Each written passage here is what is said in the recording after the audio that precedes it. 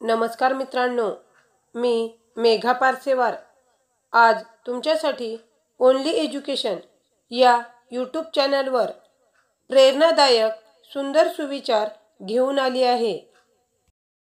काही वेळी आपली चूक नसतानाही शांत बसणं योग्य ठरते, कारण जोपर्यंत समोरच्याचे मन बोलून मोकळे होत नाही तोपर्यंत त्याला त्याच्या चुकीची जाणीव होत नाही। तोडफोड करायला ज्ञान लागत नाही, पण तडजोड करायला मात्र खूप हुशारी लागते।